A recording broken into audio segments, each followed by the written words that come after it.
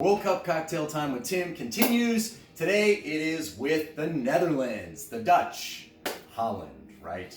So this small but mighty nation has an outsized footprint for world football, really exploding on the scene with those Ajax teams in the late 70s or in the early 70s, and then culminating with a surprise second finish in the World Cup behind Johan Cruyff, and this total football style, which really reinvented the way that the modern game was played. They repeated that second place in 1978, and then again in 2010, down in South Africa, they came in second behind players such as Robbie Van Persie and Arjen Robben, and really just a wonderful team.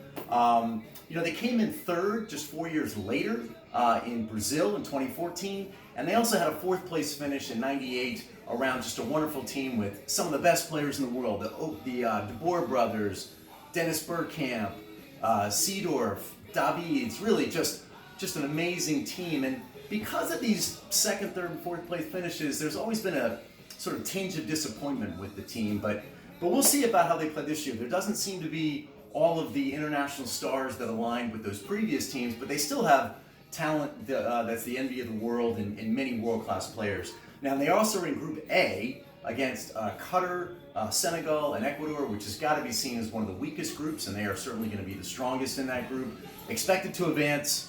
How far? Well, we'll see when they play the games. Okay, so what are they going to be drinking? Well, they'll certainly be drinking lots of Heineken and Amstel, but in terms of cocktails, I'm going with this traditional Jenever. Now, Jenever, they've been making this stuff since 1575, so it's been around for a while. It is the precursor to gin, and it was really took off in London when Dutchman William of Orange became King of England, brought all his friends over, they all took gin to a new level, to the gin we know it is today. But this Jenever really stayed the way it was, and really it was juniper forward, and it really stuck with its original recipes. And actually, if you taste it, it has much more of a whiskey profile. It has an amber color, and it really tastes to me closer to a whiskey than to a gin. So because of that, we're going to make a Jenever sour. So for those of you who know the whiskey sour, it's going to be a similar formulation. So we're going to start with 2 ounces of this Bols. You probably can't see out the amber color there, but trust me on that one.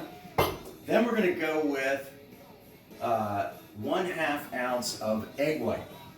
Pasteurized at your own risk factors. We'll put that in there. Then we're going to go with 1 ounce of the lemon juice, fresh squeezed. You can see my little squeezer down there. And then we're going to add a 1/2 ounce of simple syrup. So for those of you, simple syrup is basically a 1-to-1 formulation of water to sugar, and boil it up, cool it down, and there you have your simple syrup. So put this in our shaker. You want to shake this up nice and cold. Now the egg white's going to give it a little froth, and that's what you really want in it. I'd probably go a full 30 seconds on this, but I'm going to cut it a little short. I'm going to pour it into a coupe glass, and there you have our Jenever sour for Netherlands. Proost. Oh, that's delicious.